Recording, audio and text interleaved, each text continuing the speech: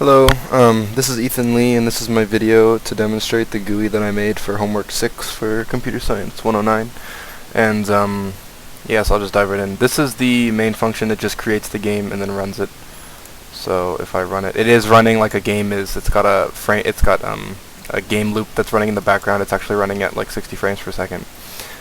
It has the title here. It has two buttons, restart, and then the AI. So the AI will take a move if I click this. It has the instructions in the corner. So it says that it's red's turn to go. Click on a hex to move it. So I click here, it becomes red. Now it's blue's turn, so blue can go, and then red can go again, and then blue can go again. And then if red goes, so let's just say blue's going to make an AI choice. For the purposes of this GUI, I set it to a very small number of iterations for the Monte Carlo method, just so that you can see the result. But it works the same as it does in the code that I have submitted. So red again, let's have AI go. It says that it's thinking. If you try to click on a hex that's already taken, there's a little error message that you can't move there.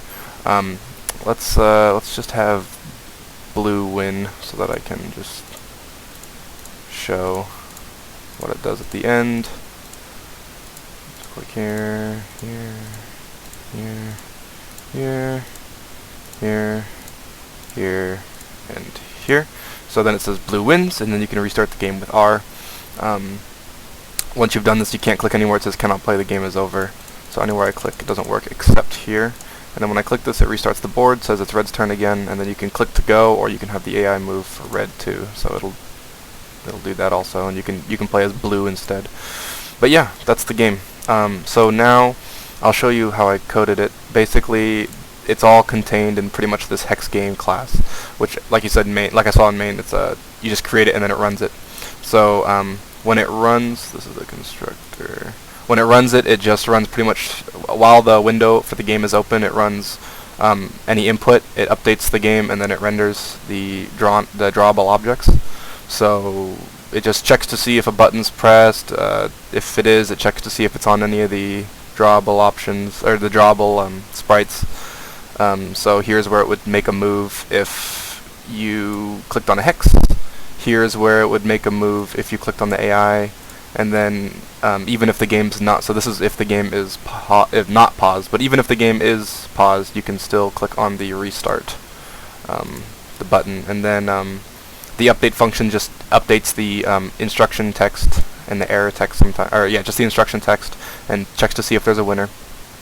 The rendering draws everything. I have all the tiles are contained in a vector, and it just iterates through all the vectors and draws the sprites, and then it draws the two buttons and then all the text, and then it displays it in the window. It's all very simple using SFML, which I linked the website for SFML in my README. I'm not including this code in my submission because I was told that it was not necessary. So I haven't included it. If it's necessary to include, I would hope that someone would tell me.